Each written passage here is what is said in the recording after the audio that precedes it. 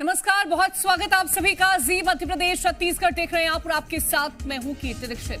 लोकसभा चुनाव के दूसरे चरण के लिए चल रहा प्रचार प्रसार आज पूरी तरह से थम गया और इस चरण में सियासतदानों ने जनता को साधने की कोई कोर कसर नहीं छोड़ी और अब जनता की बारी है जो कि 26 अप्रैल को अपने वोट की ताकत से नेताओं की किस्मत का फैसला करने जा रही है। लेकिन उससे पहले कई सीटें ऐसी हैं जहां कांटे की टक्कर देखने को मिल रही है।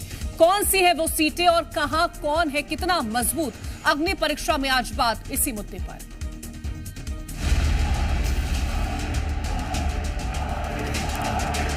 चुनाव के बाद 3000 रुपए देंगे, ये मोदी गारंटी थी। आज तक वो काम चालू नहीं हुआ। नरेंद्र मोदी भगवान बताओ। जीतू पटवारी जी कल परसों नरसों में उनके कौन कौन नेता छोड़ के जा रहे हैं कांग्रेस पार्टी, इसकी लिस्ट बना लें। मोदी जी के पर टिप्पणी करने की अभी हैसियत नहीं है उनकी।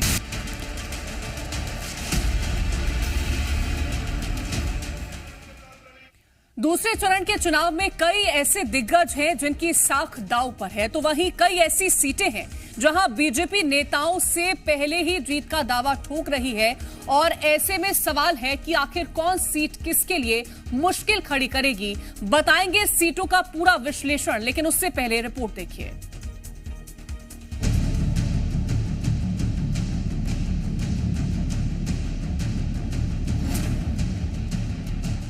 मध्य प्रदेश में दूसरे चरण का मतदान थम चुका है और इसके साथ ही बयानबाजी का दौर भी अपने चरम पर है। एक तरफ जहां प्रचार थम रहा था, वहीं भोपाल में आज पीएम मोदी ने तीसरे चरण की तैयारी का आगाज करते हुए भगवा में रोड शो किया। पीएम मोदी का यह रोड शो कई मायनों में खास रहा। वहीं दूसरी ओर इस रोड शो के जरिए बीजेपी ने मतदाताओं को कई लिहाज से साधने की कोशिश की और इसी रोड शो को लेकर जुबानी जंग भी तेज हो गई।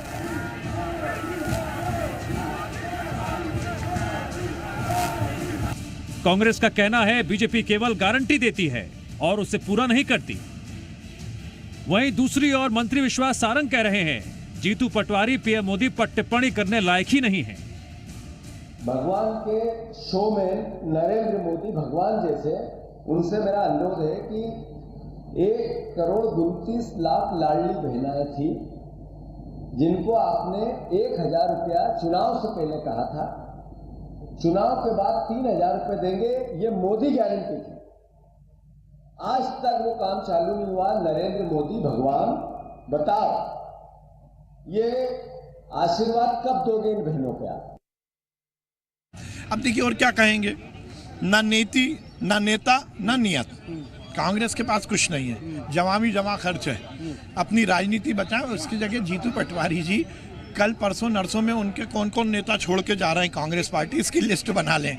मोदी जी के पर टिप्पणी करने की अभी हैसियत नहीं है उनकी।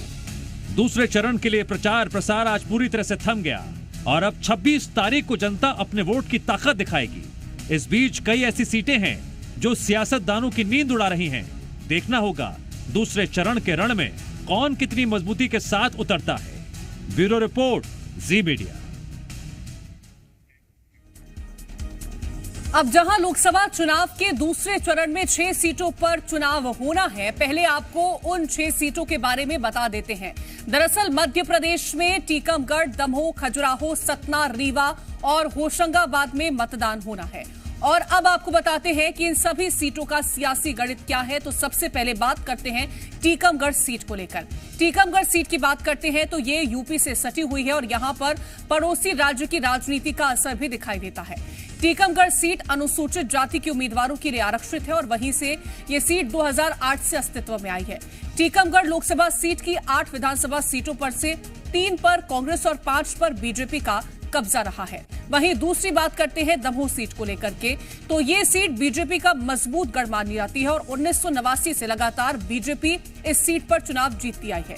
दमोह सीट पर चुनाव जीतने वाले नेता राजनीति में अहम पदों पर भी पहुंचे और वहीं कांग्रेस के सामने वनवास खत्म करने की चुनौती है, क्योंकि इस सीट पर अब तक हुए 15 आम चुनाव 9 बार बीजेपी की यहां पर जीत हुई है। और अब बात करते हैं खजुराहो सीट को लेकर के।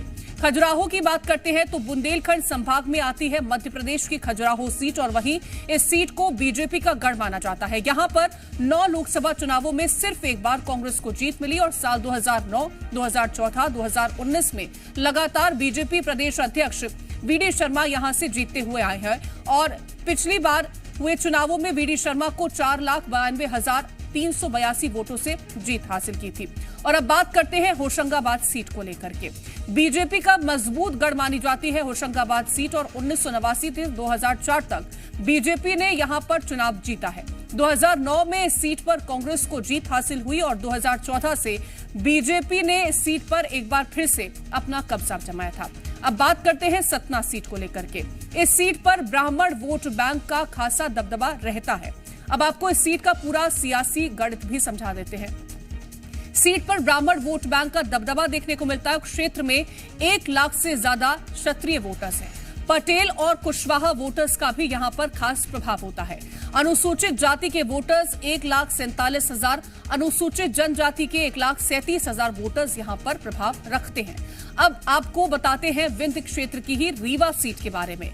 बात करते हैं रीवा सीट की तो 1952 में पहली बार यहां पर लोकसभा चुनाव हुआ। 1952 से लेकर के 1967 तक यहां पर कांग्रेस का कब्जा रहा और 4 बार संसदीय सीट कांग्रेस के कब्जे में रही है। वहीं 1998 में यहां पर सीट का चुनावी गणित बदला और 1998 में बीजेपी के प्रत्याशी ने यहां पर जीत हासिल करी। तो ये जो 6 सीटें रही हैं उसके बारे में हमने आपको जानकारी दी। आपको इन सीटों पर किसका मुकाबला किसके साथ होगा उसकी जानकारी देते हैं।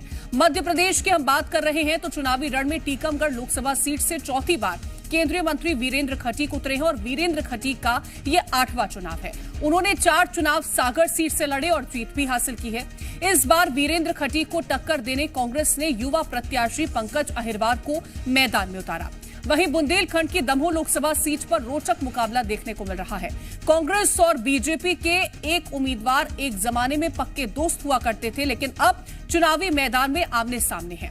बीजेपी उम्मीदवार राहुल लोधी कभी कांग्रेस में थे, पाला बदलकर बीजेपी में शामिल हुए। वहीं कांग्रेस ने इस बार चुनाव में तरवर सिंह लोधी को उम्मीदवार बनाया है।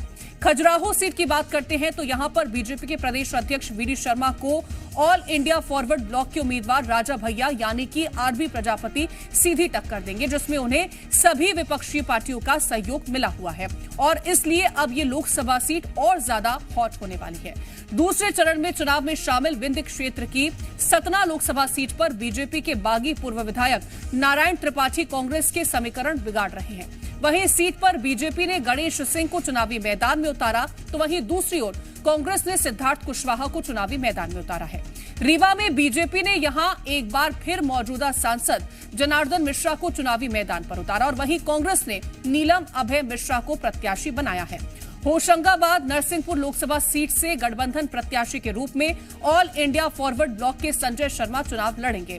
वहीं बीजेपी ने इस सीट से दर्शन सिंह चौधरी को चुनावी मैदान में उतारा है। अब इन सीटों को लेकर के हम जिस तरह से आपको जानकारी पहुंचा रहे थे कि किस तरह से यहां पर जो प्रत्याशी हैं वो उतारे गए हैं और क्या मजबूत स्थिति इस बार के लिए प्रत्याशियों में देखने को मिल रही है, कौन सा प्रत्याशी किसको टक्कर देता हुआ नजर आने वाला है, उस सीट को लेकर के भी हमने आपको जानकारियां दी है। तो देखिए दूसरे चरण का जो चुनाव है 6 सीटों पर ये चुनाव होने वाला है और चुनाव प्रचार जो था वो भी पूरी तरह से थम चुका है, लेकिन अब ये जो सीटें हैं यहां पर कौन किसका खेल बिगाड़ सकता है, कौन इस वक्त ज्यादा मजबूती के साथ नजर आ रहा है, ये देखना बेहद दिलचस्प रहने वाला है। तो देखिए बात अगर हम करते हैं इस वक्त अगर सेकेंड फेज की बात करें तो सबसे ज्यादा जो हॉट सीट मानी जा रही है वो खजुराहो सीट को यहां पर माना जाता है, क्योंकि एक तरफ बीजेपी के प्रदेश अध्यक्ष हैं वीडी शर्मा और वीडी शर्मा को यहां पर जो चुनौती देने वाले हैं वो ऑल इंडिया फॉरवर्ड ब्लॉक के उम्मीदवार राजा भैया यानी कि आरबी प्रजापति उनको